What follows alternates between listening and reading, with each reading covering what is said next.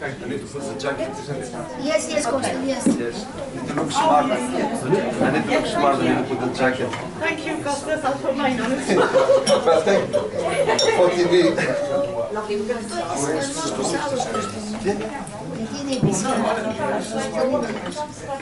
We're going to be starting shortly. Okay, if you could take your seats.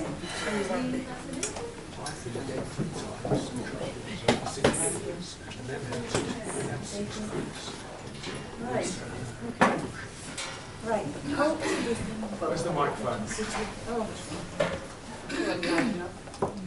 Right, thank you, everyone. I hope you all had a lovely lunch. Oh, yes. Yes? And you're not too sleepy. So let's swiftly move on to our third panel today. And this is on human trafficking, especially trying to stop it. We have 4 speakers today. Firstly, we'll have Mr. Keith Best, followed by Princess Fortini, Dr. Nicola Carrington, and then Mr. Costas Capellis. Okay, so I'm going to introduce now Mr. Keith Best. He is a former member of Parliament and President of the Stop Human Trafficking campaign worldwide. Thank you, Mr. Best. Well, thank you very much, distinguished guests, dear friends. It's very nice to be speaking to you, but I'm aware it is the killer slot after lunch. And so if I see heads bowing, I shall quite understand that you've imbibed or you've eaten far too well. But it's a serious subject, and slavery has been part of the human story for millennia. It's long since before written records were kept, yet efforts to combat it have been part only of very recent history. The problem of modern slavery is global, so it needs a response from all states, and indeed 99 of the 193 UN member states, about 51%, have enacted some form of criminal legislation prohibiting slavery. But 94 countries, almost half, have yet to fully criminalise it. So they do not explicitly criminalise slavery. Yet 185 states have international obligations to prohibit forced labour through the 1930 Forced Labour Convention or the International Covenant on Civil and Political Rights. While legal ownership of people was indeed abolished in all countries over the course of the last 2 centuries, in many countries, again, it has not been criminalised. So in almost half of the world's country, there is no criminal law penalising either slavery or the slave trade. In those 94 countries, you cannot be prosecuted and punished in a criminal court for enslaving another human being. On human trafficking, whilst most countries have some anti-trafficking laws, only a very small percentage, less than 5% of 175 states that were studied, fully align their national laws with international definitions. Now this may seem incredible when in many countries, such as the UK, slavery was abolished some 200 years ago. But that is but a short moment in the whole history of humanity. We may find slavery abhorrent, yet for much of the human story, a conquered nation could expect its citizens to become slaves, or there was a lucrative trade in human cargo. I still reel personally from those diagrams of slave ships showing their captives lined out in chains across the decks so as to maximise the use of space without sanitation, movement or proper provision of food and water, as commodities rather than human beings, and any number could be lost as collateral damage in a trade where profits could allow a certain percentage to perish without overall financial loss. Now the moves to repeal slavery laws in the 19th century were piecemeal and not universal. Perhaps many take as a milestone when the UK abolished the slave trade in 1807, but it was the slave trade through the Slave Trade Act. But slavery itself was not outlawed across the British Empire until the Slavery Abolition Act, which took effect only in 1834. That's less than 200 years ago. Moreover, it took longer elsewhere and is still not universally abolished. There was an act of the Brussels Conference in 1889 which declared a firm intention of putting an end to the traffic in African slaves, and there was part of the 1919 Paris Peace Conference which also reaffirmed that. So in 1926, the League of Nations adopted the Slavery Convention, which required states to abolish any legislation allowing for slavery, but the League lacked enforcement mechanisms, as well as universal support, most notably lacking being the USA, which, although the President, Woodrow Wilson, was very much in favour of, Congress failed to ratify. This changed after the second great conflagration of the 20th century in 1948, when states were called upon to prohibit rather than just simply abolish slavery. This more proactive approach meant that states had to enact legislation prohibiting enslavement rather than just abolishing existing laws. This was not exactly humanitarian, simply because property ownership of human beings had been abolished. And we should recall that in the UK, it was not until the Married Women's Property Act of 1882 that women on marriage ceased to be the chattels of their husbands. The downside of this change in property law was that as human beings could no longer be owned by another, many states saw it as unnecessary to prohibit slavery as such. In India, for example, indentured labour, in other words, those owing money to a creditor, becoming in effect an unpaid debtor working for the creditor, that continued until the last century. This form of slavery operates outside criminal law, which is often slow to catch up. In Mauritania, for example, legal slavery was abolished only since 1981. And when looking at human domestic trafficking legislation in place, does not enable prosecution of forced labour, servitude or slavery as offences in domestic law. So while the vast majority of states have domestic criminal provisions prohibiting trafficking, most have not yet looked beyond this to legislate against the full range of exploitation practices they have committed to prohibit. Shockingly, as I have mentioned, less than 5% of the 175 states I mentioned have undertaken legally binding obligations to criminalise human trafficking and have fully aligned their national law with the international definition of trafficking. This is because they have narrowly interpreted what constitutes human trafficking, creating only partial criminalisation of slavery. So how is it, after centuries of so-called civilization, those advances in art, literature, architecture, philosophy, science and governance went mostly alongside slavery? Slavers even used religious texts to justify it. To us in this modern age of equality, the concept of human dignity and human rights, slavery is abhorrent and difficult to comprehend as anything other than evil. Yet, that fails to examine the mentality and attitudes towards slavery in times past. As I've mentioned, slaves were regarded as chattels, as property. Either through birth or adverse circumstances, they had ceased to have the rights and dignity of others. They were not really people at all, but goods to be traded, used and disposed of.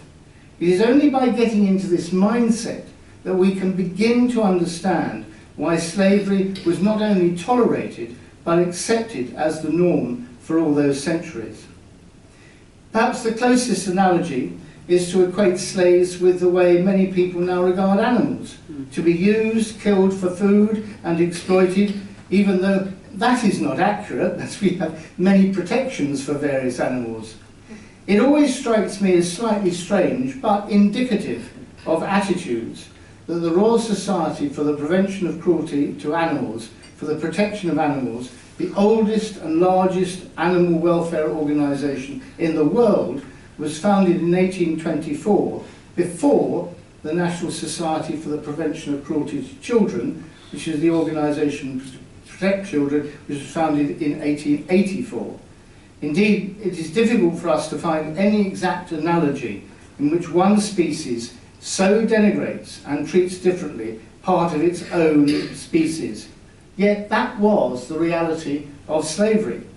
Slavery becomes just another aspect of life once the slaves are treated as less than human, or, as the Nazis termed it, Untermensch. It is chilling because it leads to genocide and the horror of the Holocaust. Mercifully, because sophisticated attitudes have changed, we can now almost universally call it out for what it is.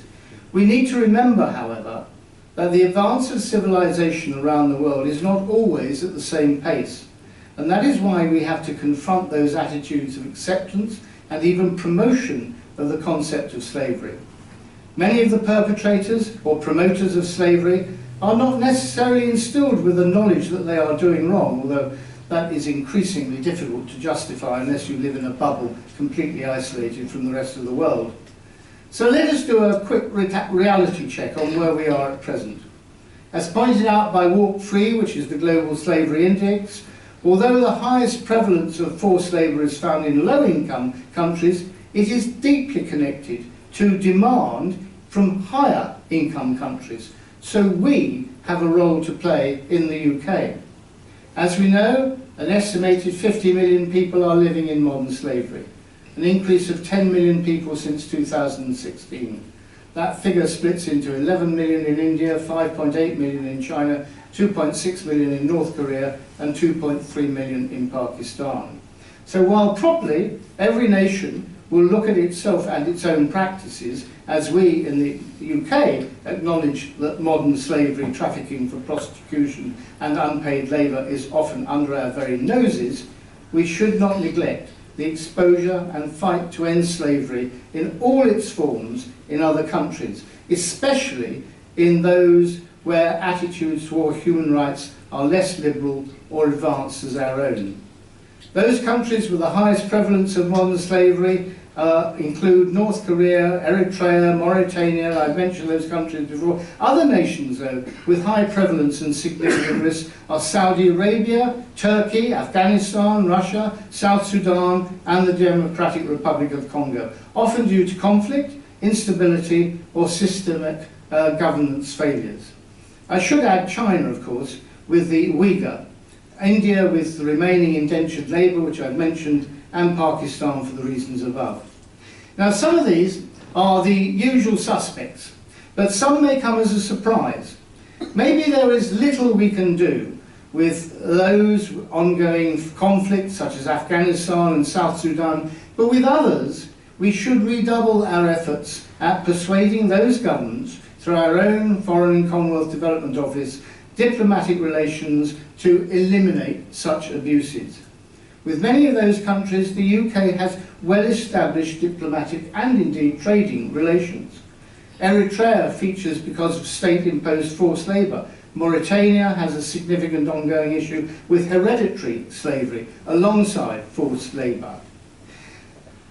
We must take initiatives alongside those of the CCLA, which some of you may know as an investment agency, and what it's produced is what it calls its Modern Slavery Global Benchmark Update. So in 2025, they reviewed the public disclosures of 111 globally listed companies to evaluate their approach to finding, fixing, and preventing modern slavery. Their report details their findings from the benchmarking process. And although they are pleased to see the breadth of companies reporting in line with global human rights legislation, they do acknowledge that they will only get so far with transparency legislation such as the Modern Slavery Act. And that means to be combined with investor pressure and the sort of pressure that you and I can put on as ordinary individuals. We all have members of Parliament. We can write to them. We can go to see them. We can ask them to raise issues in the House of Commons about these things. We do not have to be supine. We can be active in this. But sadly, it's a question of mobilising people to do far more than is being done at the moment. So effectively, to reduce the numbers of people in forced labour around the world, a suite of policy tools is required. CCLA supports the conclusion, for example, of the Joint Committee on Human Rights, which, and I quote, "There is currently a piecemeal and ad hoc approach to addressing forced labour using domestic policy." So in conclusion, I believe that we should be proud in the UK that in many respects we lead the world in our response. But the purpose of my remarks above is to show that there is no one response that applies to all situations, as they are so diverse. In our lobbying and public awareness efforts, we must seek to encompass this by matching our response to the nature of the abuse in each country and never cease in our endeavours to eradicate this terrible strain, this stain on humanity. As some of you may know, in Stop Trafficking, we have now devised a four-pronged approach, which includes examining companies, questioning them at their AGMs, asking shareholders to go along and pose questions, to lobby Parliament, to mobilise the general public, so when they go into supermarkets, they want to find out on the goods, was modern slavery involved in this or not? We all look at the calorific content, we all look at how much salt and sugar is in there. Do we know whether there has been modern slavery used in the supply chain for either goods or services? No. And that is something that we should endeavour to do, and I urge you all to join us in that task. Thank you very much.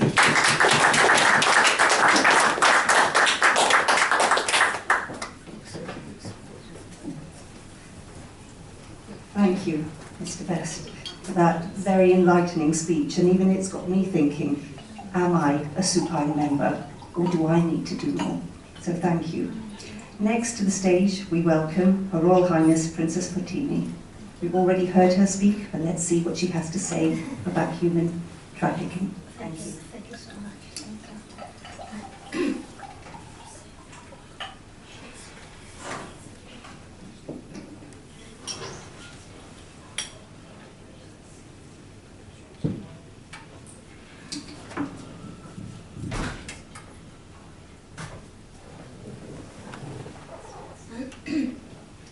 Good afternoon again. Good afternoon. It's a huge subject, and it's pandemic, it's social pandemic, social disease, and as our president, he said, it's evil, human trafficking and modern slavery. But actually, if we will see back to the humanity, when humanity was just started to exist, since then we already see the phenomenon of trafficking and slavery. And now in our time, in 2016, we're still talking about it. And of course we know that human trafficking and slavery, it's usually serve pleasure, individual financial growth, but of course with the cost of human life and breaking human life. And the value of life is very much significant. If we will see, for example, in the Holy Scriptures, it says that if those who save one life, they save humanity. And those who kill one life, they kill humanity, they kill the nations. Why it comes like that? We see that, for example, in the Quran and also in other, like Old Testament, it says about Jacob. Remember, Jacob, he was the grandchild of the Abraham. He was the son of the Isaac. So God said to Jacob, with your sperm, I will create a nation. And this is what happened. He had 12 sons, and 12 sons created Jewish generations of 12 lines. So now in our day, it's like 15, 16 millions of Jewish people who are related to this sperm of the Jacob. Why I'm saying this, if Jacob would be killed, 16 million people would never have a chance to be born. That's why it says somebody who killed one life, they kill a whole nation.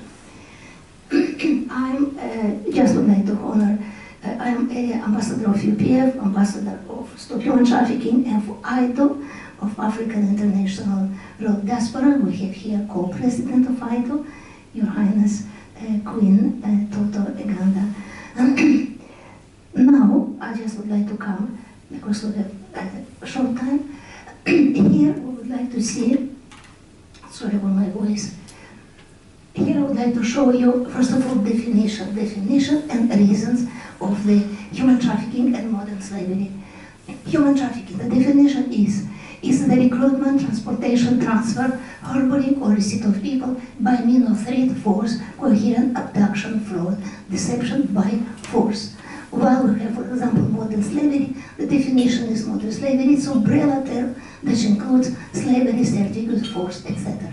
So we see that the human trafficking, actually it's a part of modern slavery, but modern slavery, of course, it's much larger than human trafficking.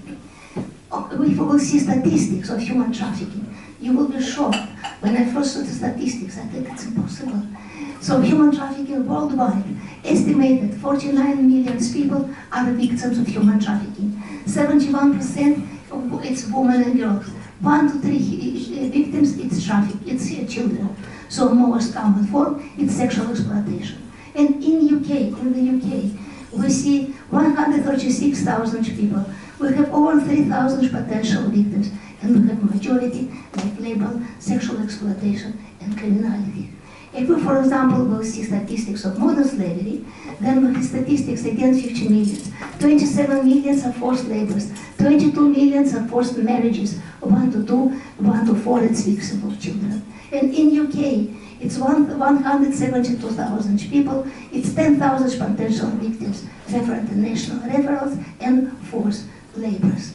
What are the possible reasons? What are the reasons of the human trafficking? Of course, poverty, unemployment, lack of education, gender, domestic violence, arm. It's Mr. Keith, he mentioned about that. Natural disaster, corruption, demand, deception, and social cultural acceptance. And what are the possible reasons of the modern slavery? It's a poverty, lack of education, discrimination, that weak law, which also our president mentioned about that, migration, conflict, and different cultural lack of cultural support. If you will see, for example, of the human trafficking, the kind of human trafficking, well, you will be shocked how many kinds of human trafficking exist. Six kinds. So we have sex trafficking, we have labor trafficking, organ trafficking, forced marriage, child trafficking, and domestic servitude. How many kinds of the, for example, modern slavery? We have 7. For example, we have involuntary servitude, voluntary servitude, debt, forced labor, descent-based slavery, child slavery, and domestic slavery. And now, after these millions and millions, what we can see, let's see now, according to the millions of the population, how all this disease is going. Total population worldwide, 8 billion. Out of them, people of human trafficking, 50 million. Sex trafficking, 90 million. Labor trafficking, 27 million. Organ trafficking, 1.5 million. Other forms, 1.5 million. And what about the UK? In UK, we have total population, 68 million. People in human trafficking, 136,000. Sex trafficking, 52,000. Labor, 72,000. Other form, thousands and thousands and thousands and thousands. This is really pandemic social evil disease. And now, you will be shocked when I saw it as well. In turnover, in terms of money, it's now considered to be the biggest trading industry, human trafficking. In the numbers again we see, human trafficking industry, 150 billions yearly, billions. Sex trafficking, 99 billions. Labor trafficking, 51 billions. Modern slavery industry. It's shocking to say that it's industry, and it is industry, yes. Modern slavery, 326 billions, and combined total 386 billions. And what about United Kingdom? Yes, United Kingdom. We have human trafficking industry, 4 billion, sex trafficking, 3 billions, labor trafficking, 1 billion, modern slavery, 5 billions, combined total 10 billions, 9.8. What is the message? The message is, see it, stop it. Awareness is the most important. Silence protects the oppressor. Humanity is not for sale. People are not for sale. Children are not for sale. No one should be ever bought, sold, and exploited. Every victim is someone's child. Freedom is everyone's right. It is right. It's not a privilege to have a freedom. It's right. And together we can save lives. And it's very, very important. Let's go further. What we see? We see the role of mothers in the early childhood environment. When I was preparing the previous presentation, I was thinking about how it's possible that children, they're all children the same. There is no bad children, there is no good children. They're like a seed. If you would put in the good ground, it will be good result. If you will put in the bad ground without water, it will be bad results. So what is important? It's important that out of the children, they are neutral to become either victimizers or to become beneficial for the humanity. It's important childhood and of course the role of mother, very important, and parents of course. Sometimes they say, what about the role of father? Yes, but father has also mother. So if the father is victimized, the victimizer, if for example he raped his own child, yes, but still he has also mother. So I personally believe that the role of mothers is very important for the humanity. It's a shaper, it's architect of the humanity. Here, for example, we say a very nice saying, the hand that rocks the cradle is the hand that shapes the mold. Children are not born good at birth. They become what they live through, what they learn, and what they experience. Now we can see two different things. For example, a happy child, how a loving mother and positive environment can let's say, positively affect the child. Unconditional love, respect, strong values, role model, safe environment, opportunities, etc. This is create out of the child the very, very good person for the humanity. The power of social childhood, development, inspiration, leading, creativity. And what about that? What about the child who lives in a very bad environment, who lives for the force, for the abuse? It's of course lack of love. He experiences abuse, exposure to crime, lack of vandalism. So one day he maybe also can become, it's like chain reaction. The victimizers, they're always former victims. There is no happy person who wants to destroy his happiness by creating pain to others. When you see victimizers, they all were former victims. And it's chain reaction. So what we can see here, 7 messages which I choose for the presentation, which can change the world. Every child is a gift protected. A mother's love is a child for shelter. Raise children with value, not just for their success. Teach empathy today. Strong families create strong social. Break the cycle of pain, and together we can raise a generation. So if, for example, we all want the better future started from today, and today started from yesterday. I, for example, very concerned when I see in the school when they used to say, bullying child who bullies others, attention, the bullying child one day tomorrow become a criminal. And the criminal, what is the problem? He spread pain, he spread victims, and these victims, tomorrow after tomorrow, will also can become criminals.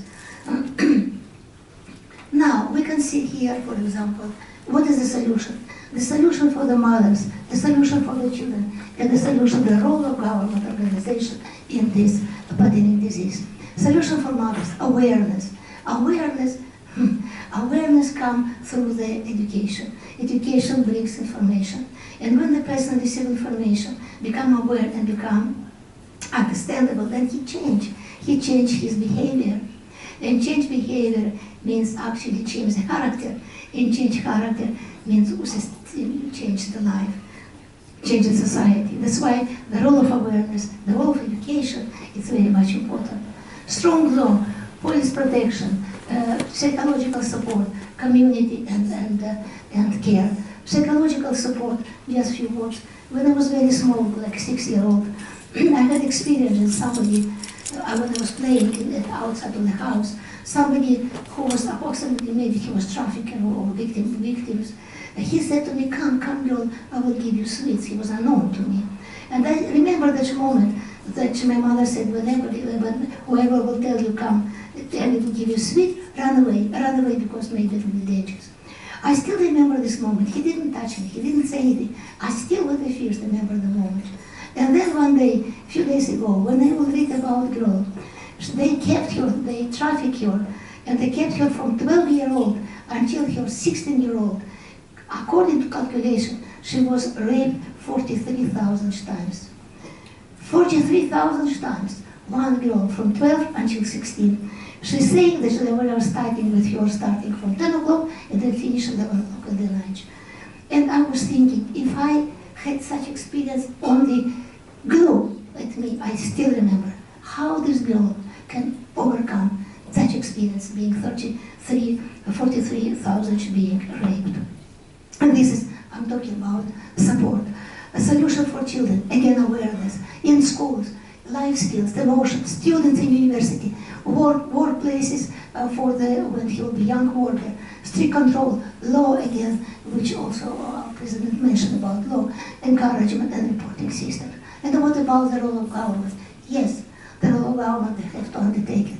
Create and enforce strong law, fund awareness, support NGO, mobilize volunteers, promote media, etc.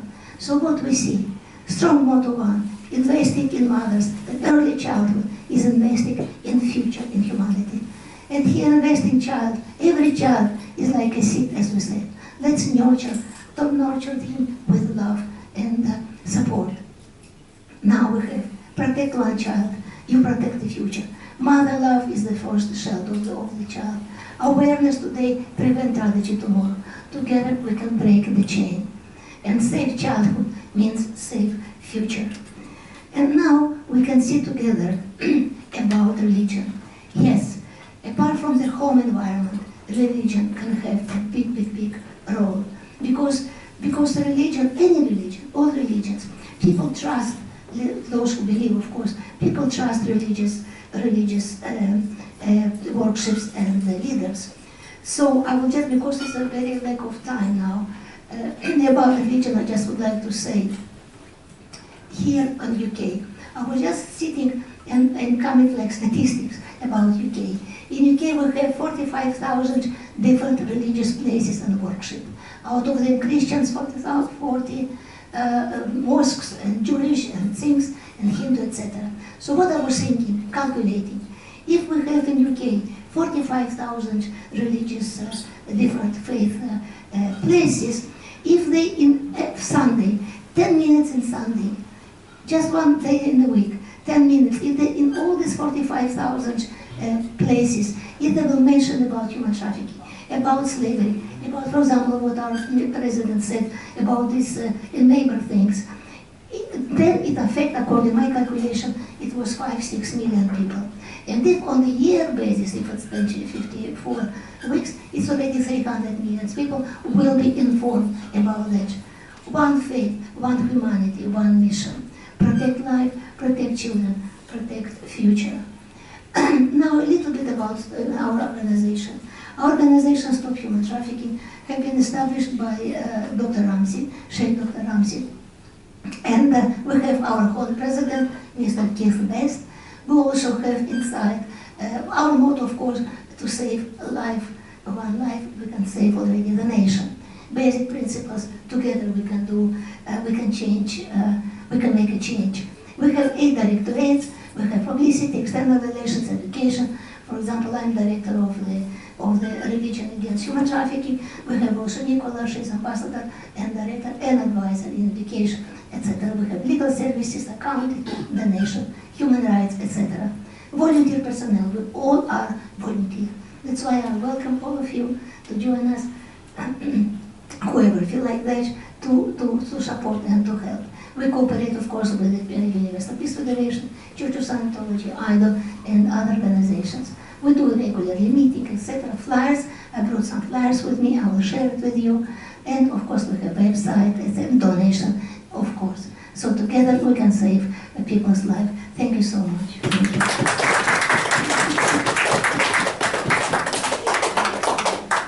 Thank you, Princess Martini, for that great talk and all that data. Our next panel member is Dr. Nicola Garrington, who we've already heard talk this morning. Let's see what she has to share. You okay? Would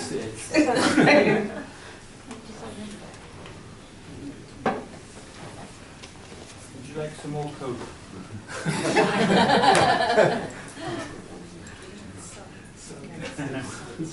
Moving to stabilize. Thank you very much.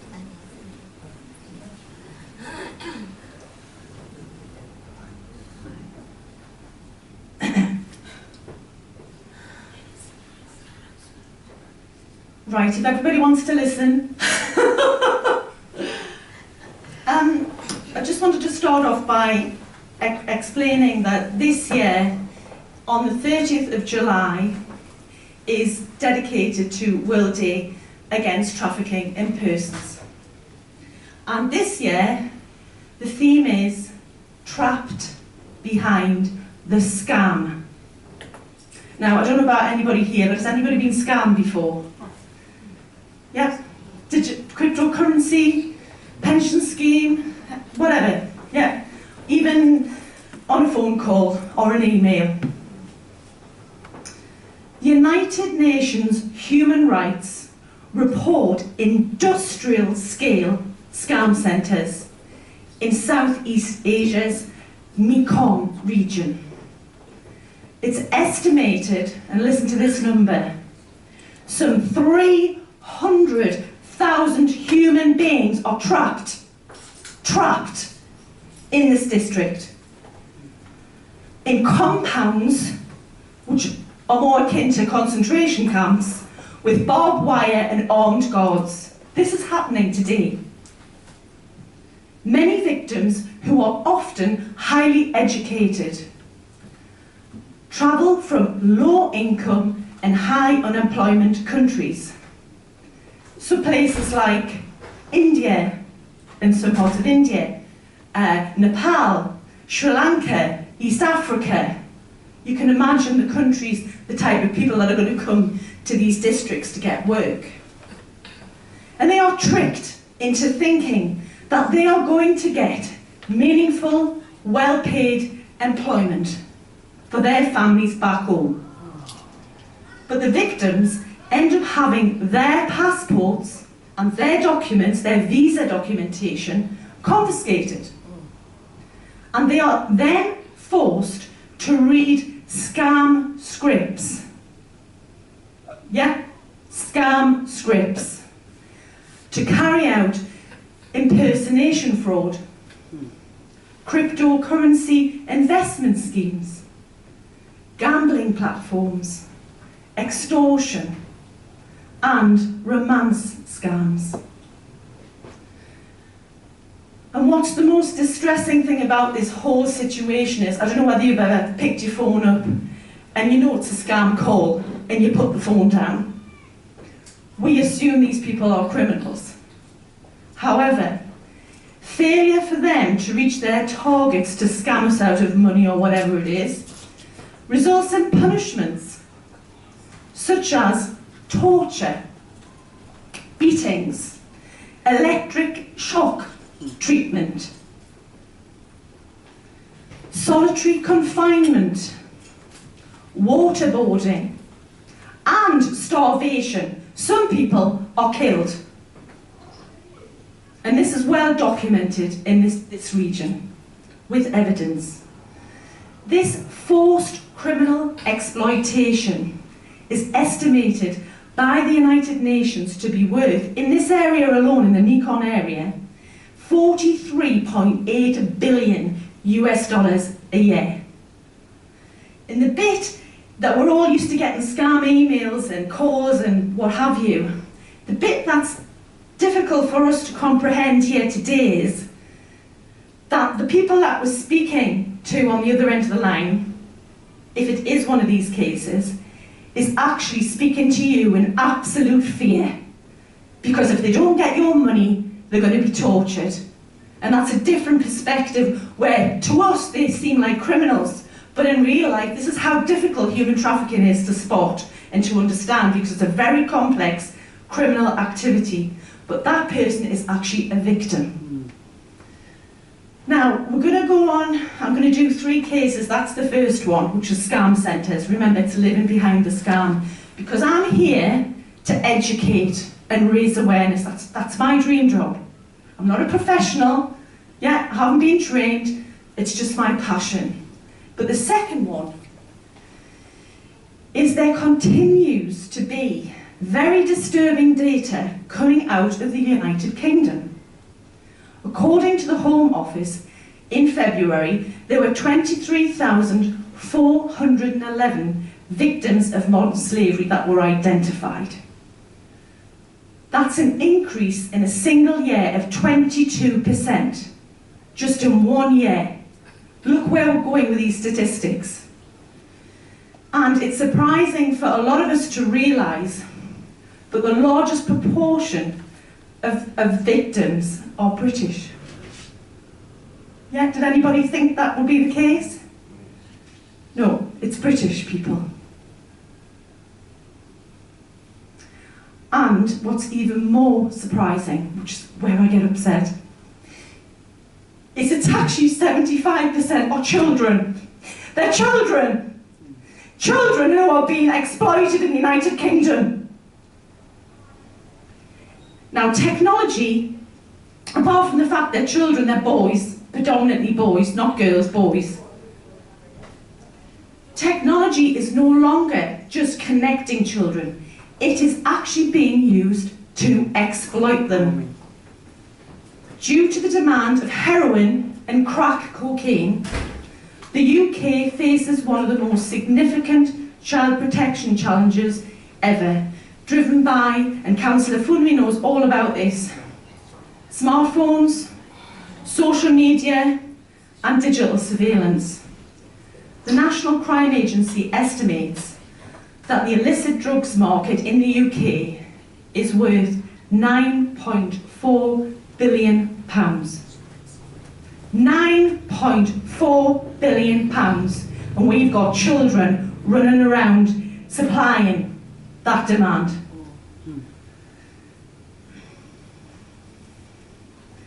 So, recruitment used to start on street corners. They used to call it the chicken shop. I think that's the right term, isn't it? Yeah, and they used to groom them, they used to give them trainers, or they were given some money. Great, I'm great, I've got a new phone. Yeah, but it's all changed now in the past couple of years. It's completely different now. Grooming now starts online. Snapchat, Instagram, YouTube, and, which is even the worst thing ever, is gaming platforms for children. So I don't know who's got children or grandchildren who game online. You want to be very careful what you're doing, because they're targeting children as young as 7. And they're attracting them by, they're attracting these predominantly boys, but not all boys, but over 75%. They're promising them status, recognition, Power. likes, feeling like they belong. Our boys are in limbo at the moment in this country. Yeah? They are in limbo. We are losing our youth to society, and this is feeding into this requirement. Now, once recruited, the technology, the phone, becomes a weapon of control for these children. And the children are actually tracked on their phones through apps such as Find My Friends. Yeah, but they're invisible to your mum and dad, so you don't know they've got apps on their phone, they're invisible. Yeah? And then they are forced to share their location with their trafficker. And in some cases, they're actually made to live stream their movements 24 hours a day. And experts describe this as remote mothering.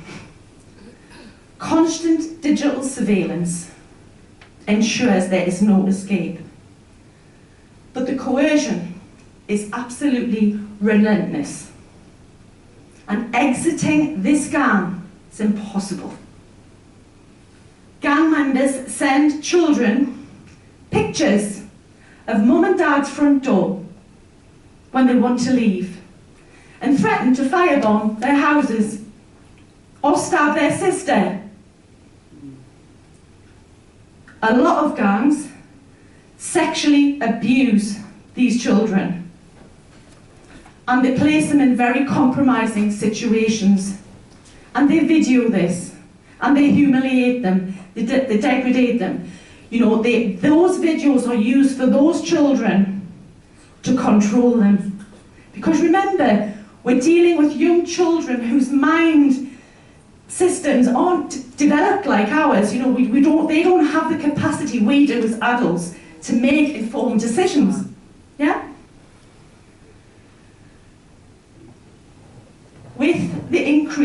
of child vulnerability driven by family breakdown, increased poverty, neurodivergence. They love kids who are neurodiverse. And instability in care and education. UK drug trafficking is thriving. But however, finally, there's a new phenomena. And this phenomena reaches all socio-economic groups of children. So it could happen right at the bottom of the socio-economic group or right at the top. Anybody's fair game. So this, again, is targeting 91% are boys between the ages of 13 and 16 years of age. And it's called sex extortion. Has anybody heard of that? No? Okay. It's a form of online sexual exploitation. That's a long word. Basically what it is, these kids are in the room and they're playing on a gaming platform or on Snapchat or whatever. So the child gets to build a relationship with a girl. Yeah? It could be quick, but sometimes it's over a period of time. So this child is speaking to the person on this boy speaking to the girl, and she sends him some images. And then sooner or later she sends an image of her genitals, or her breasts, or her anus. And she persuades, she manipulates, and she coerces that child. Remember, these are adolescents, boys, they're very awkward. They're not comfortable with their hair under their armpits and how they smell. It's a very, very difficult time for them. So these boys are sending a picture of their genitals. Next thing, they get a message. Send me £500, I'm going to share these pictures on all of your social platforms. Now, how do you think a child, as young as 7, some of them now, is going to feel about that? This is catastrophic for the child. Children are committing suicide across the world now. This is even in Uganda. They are committing suicide for fear of shame.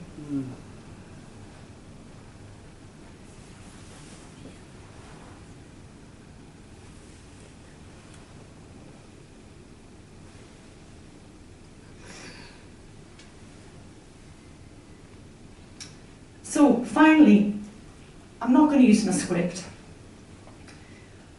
We all need to be aware and to learn. That's all you have to do. I've given you 3 examples today. Scam centres, drug trafficking, and sex extortion. So you've learned 3 things, or maybe just 1 thing, more than you knew this morning. So then you can tell somebody else what's going on. It's the drip drip effect. But finally, please be awake. Please don't be asleep. And I'm not being rude there, because a lot of people, if you start talking about this, they're not going to like what you've got to say, because they think it's somebody else's problem. Yeah, it's not. It's a society, it's a community problem. And I know I'm doing work in Uganda, but it starts with us. And we can make things better if we educate, raise awareness. I know it's difficult in the UK because the school system's very hard to get into, but by doing things like this, it can make a heck of a difference. Thank you. Amazing.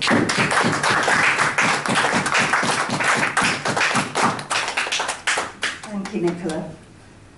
Wow, even I've learned something Amazing. that I didn't know as a doctor. So thank you for that great talk. Next, I welcome someone who's already spoken this morning, and we've heard about light and energy. It's Mr. Kostas Kapellas. Thank you. Thank you.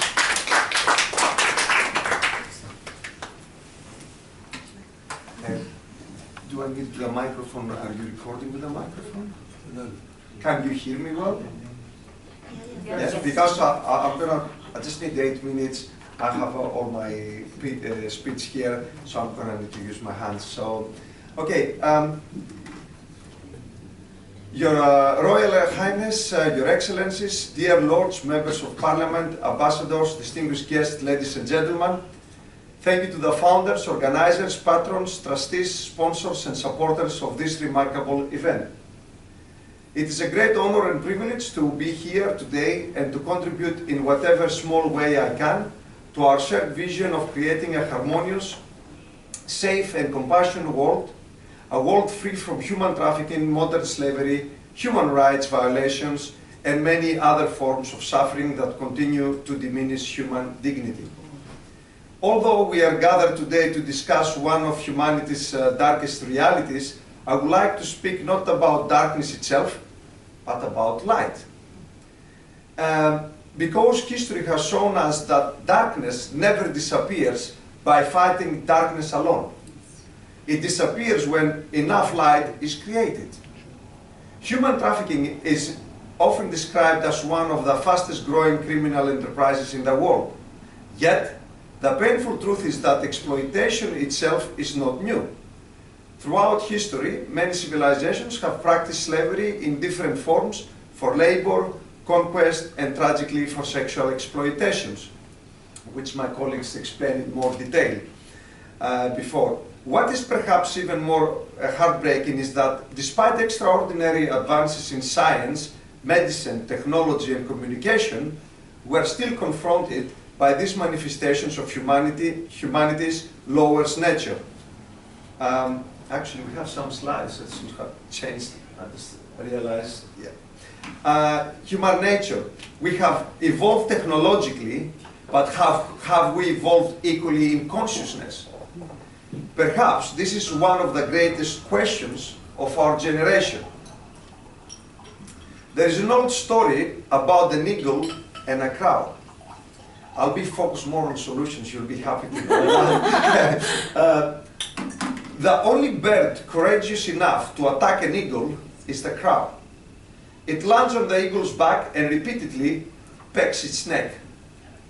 One might expect the eagle to retaliate, but it doesn't.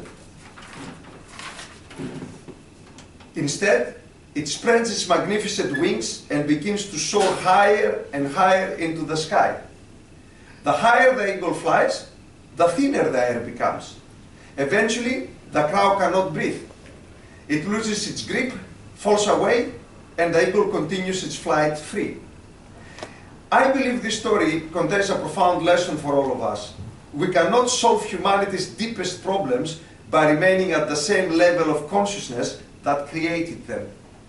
We must rise above fear, rise above division, rise above greed, rise above indifference. Only then do the forces that keep humanity trapped begin to lose their grip, their power and grip. This idea is not entirely new.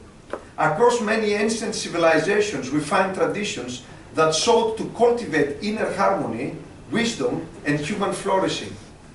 Whether in Greece, India, Tibet, or elsewhere, many cultures recognize that true transformation begins within the individual. One place that has inspired me deeply is the Greek island of Samothrace. In Greek mythology, it is associated with Harmonia, the goddess of harmony. It is also famous for the magnificent winged victory of Samothrace, one of the world's greatest masterpieces now displayed in the Louvre Museum. For centuries, the sanctuary of the great gods welcomed seekers who came in search of wisdom, renewal, and transformation. According to ancient tradition, Olympia, the mother of great Alexander the Great, was a priestess there. It was also renowned as a place where the ideals of equality were remarkably advanced for its time. Kings, queens, philosophers, nobles, and even slaves were permitted to participate in the sacred initiation ceremonies.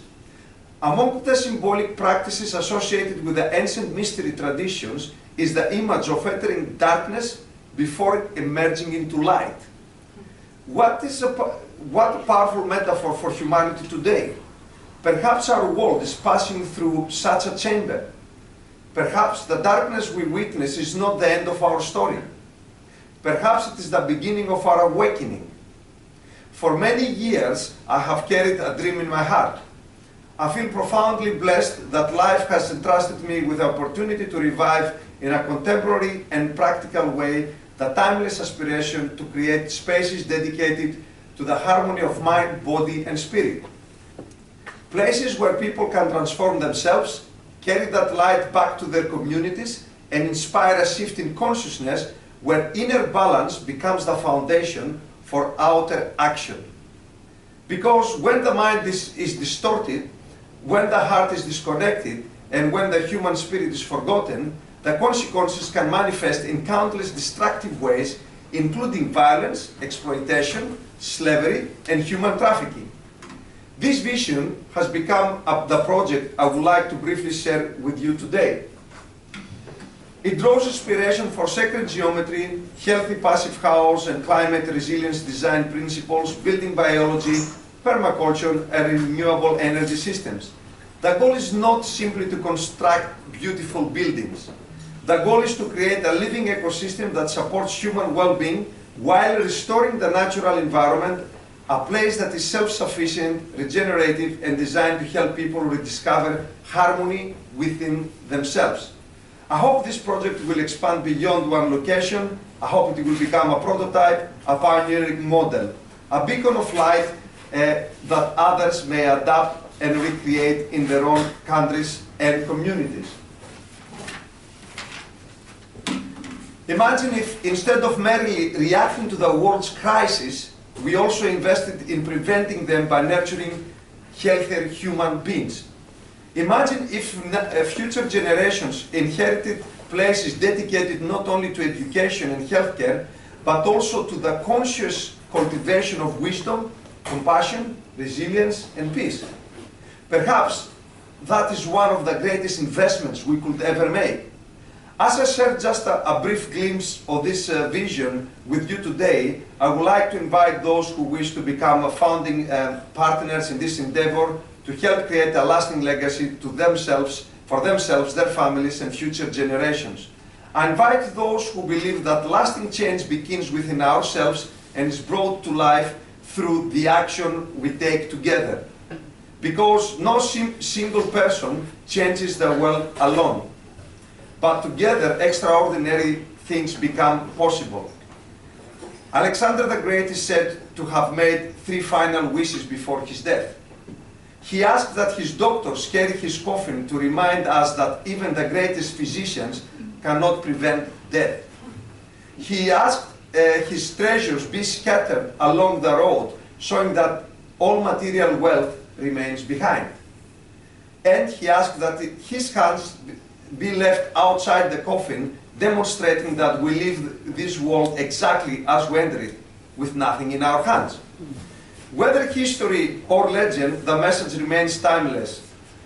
Our greatest legacy is never what we possess. It is what we leave behind in the lives of others. Sir Ken Robinson expressed this beautifully. What you do for yourself dies with you when you leave this world. What you do for others lives on forever. Amazing. So today, I leave you with a simple invitation. Let us become beacons of light. Let us raise not only our standards of living, but also our level of consciousness. Let us create a future where human dignity is never for sale, where every child grows up free, where compassion becomes stronger than exploitation, and where the light we choose to cultivate within ourselves becomes the light that helps transform humanity from local to global. Become a beacon of light. I don't know what's happened to the slides. It's supposed to finish. Just put the last slide. It's with the people with the light, so we finish on a high note. Well, I'm meant to leave you inspired, so focusing it. Did you find it? Yeah, it's there, but it's not good. Oh, I know. One more moment. Are we ready? Drum roll. I finished. Yes, 1, 2, 3. Amazing. Well done. Come in. No, it's not. Security alert. Uh-oh, it's just the phone. The system of darkness blocked light, but we can do it. Yes, so I'll finish it. Let's see. We'll see whether we can get the beacon of light up. Yes. Thank you. got it. Thank you very much. And thank you to our panel. What inspiring and educational talks. Thank you very much to all of you. Thanks. Okay. They try to sabotage us, the dark forces. The dark forces. Well done, well done. That was so good. Well done. Thank you. Okay. Yeah, thank you, Daniel, for sorting. Not that for the presentation. Thank you. So, we're running a bit behind schedule. We did have 3 talks planned, but we're going to have 2 of them later on this evening at the ball. That was excellent, really good. So, I'll be doing the next talk. Do I need this? Can I pop it down? I'll use it, okay. So, my name's Dr. Tisha Patel, and I'm going to be talking about the topic of self-promotion and what makes each and every one of us remarkable. So first of all, I was going to ask you to raise your hand, but I think we've been sitting for an hour, so if you could stand. No, not yet. In answer to 3 questions, okay? Or just remain standing if all 3 are right for you. The first question, how many of you talk openly and share your achievements at home or in your workspace? Please stand if you do.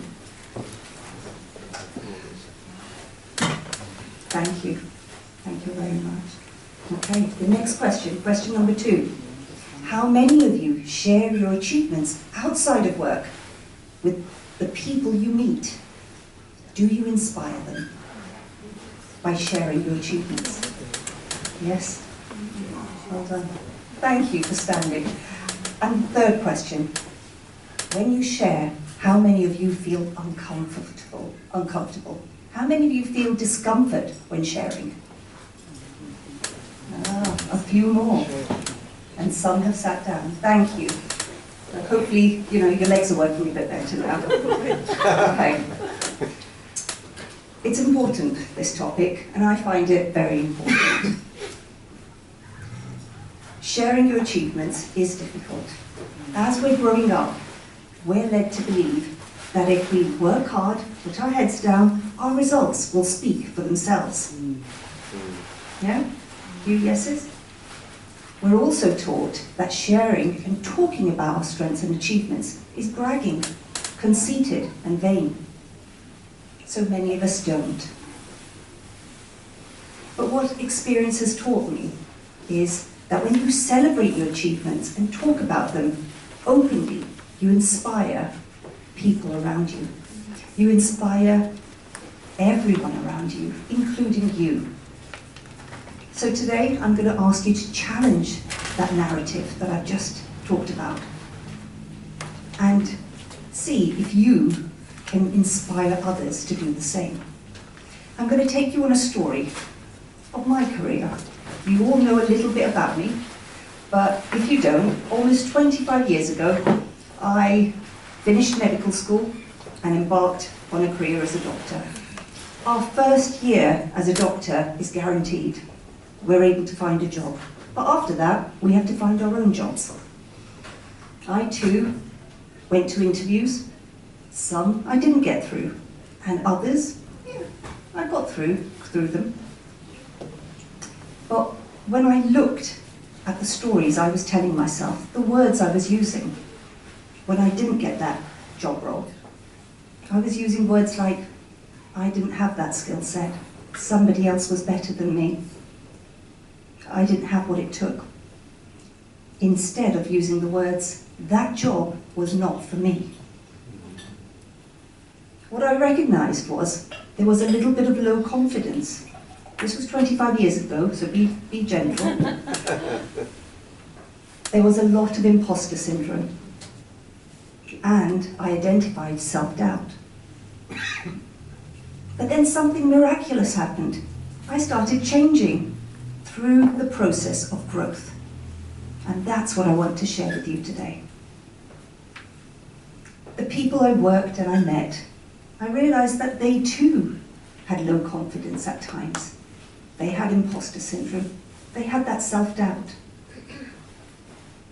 So I wasn't a unique person there.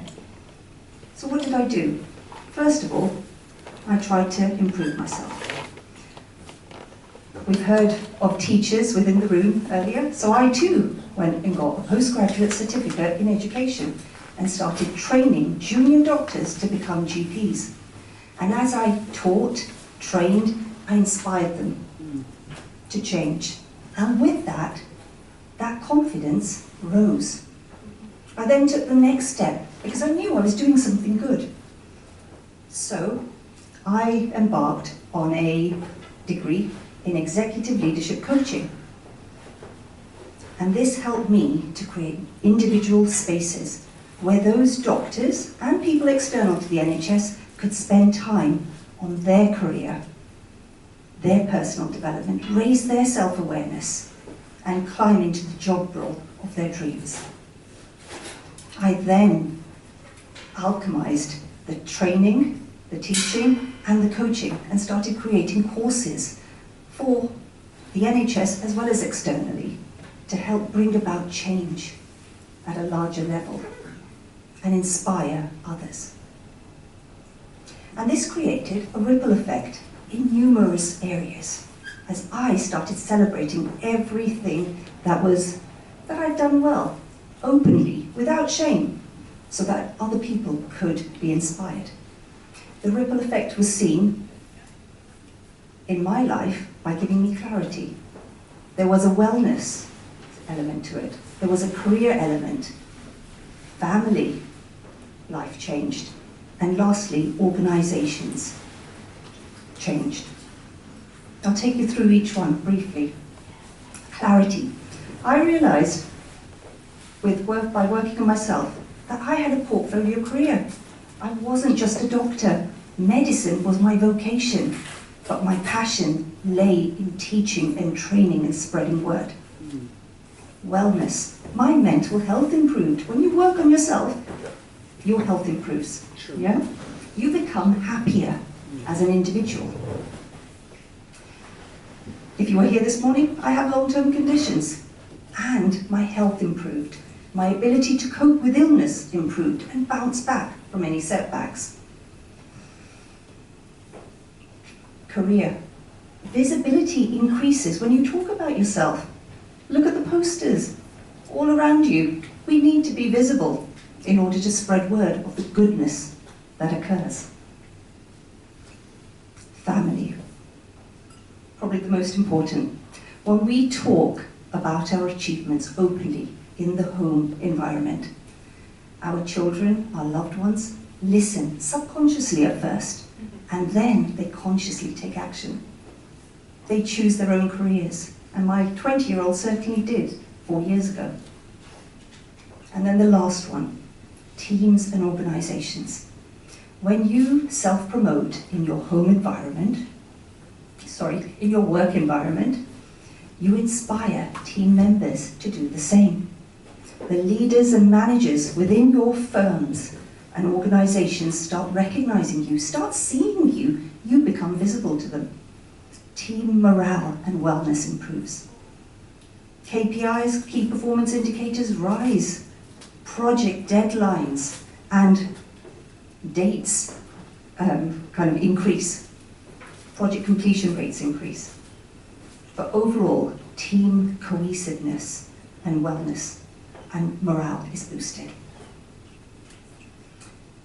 And as a reminder, I'll ask, well, what caused the ripple effect in the first place? It was talking about how remarkable we are. And in this case, how remarkable I was in the things I do that I should be proud of. So next time you consider hiding an achievement under a boulder, don't. Share it openly and widely. Because when you celebrate your remarkability, you change your world and you inspire others to do the same. Thank you for listening. If you want to talk remarkability, self-promotion, or even growth, then you know where to find me. I'll be at the ball, and I'll be at the hotel tomorrow. Thank you.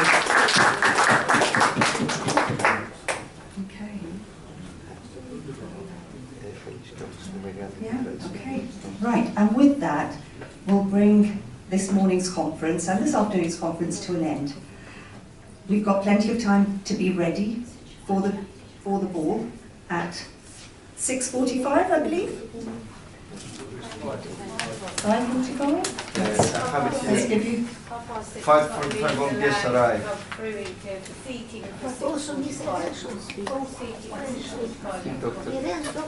Yeah, so to be ready and to come over to be seated for 6:45. In the lounge bar, 6 o'clock to 6:30 is entertainment, and when the entertainment is 6:30, everyone to meeting. Lovely. Okay, I hope you all heard that. So into the bar, 6 to 6:30. Lovely, thank you. Can I leave my notes here? No, the tables will be cleared, so please do take all your belongings.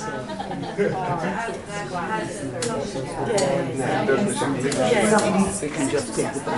Thank you very much for everyone's input today. Yeah, lovely. Thank you. Thank you, Daniel, for help. Yep. Thank you, Daniel, and to Her Royal Highness Princess Kendall. I'll take a photo.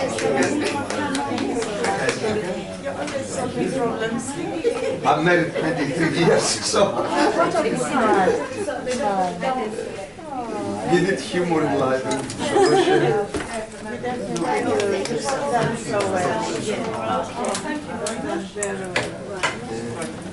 Thank you very much. It's going to look lovely, isn't it? Yes, yes, please read it.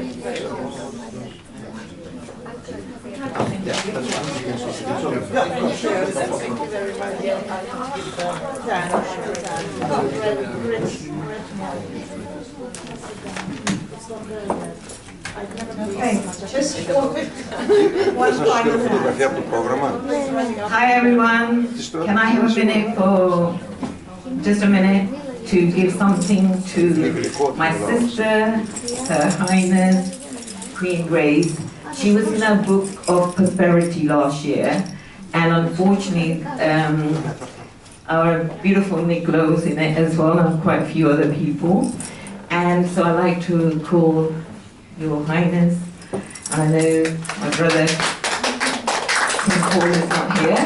He's busy doing so many other things. Okay, so every year we started publishing a different book. Last year it was a book of prosperity. This year is a book of impact. Impact, leaders making change and having impact. And that doesn't mean you have to be like a CEO. What we look for is stories that are changing people's lives. It could be just an ordinary person, like somebody mentioned this morning. You know, they may not get awards, they may not get, somebody said to me the other day, look, I've been doing some work, who's becoming my chair tomorrow, she's joining us in a charity walk. And she's worked 20 odd years. She said, I don't got any awards, I know, but I impacted. We do our research, and she has. So what we look, but we try to mix the group, because we all know people follow influencers, you know, important people. And so we try to get a few of them to encourage, so they read the stories of others. That is the purpose behind our magazine. That is the purpose behind our radio. And next year, we were hoping to launch the TV shows this year. We've got a couple of producers from Hollywood and India and Nollywood, who's a personal friend of mine. So if you guys want to do something with Nollywood, we're trying to build that kind of the film industry that way. So this is something, and I do appreciate everything to do for me.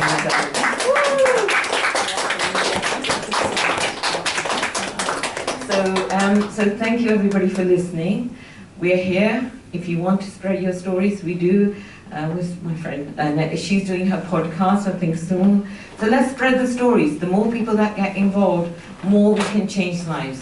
Because we have to change the world. It starts with one. and then it starts like a ripple. Thank you very much. Thank you very much.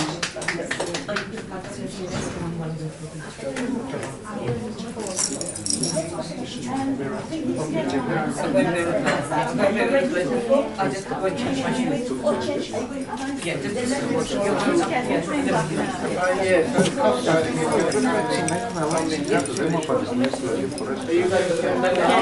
to go and get my shoes.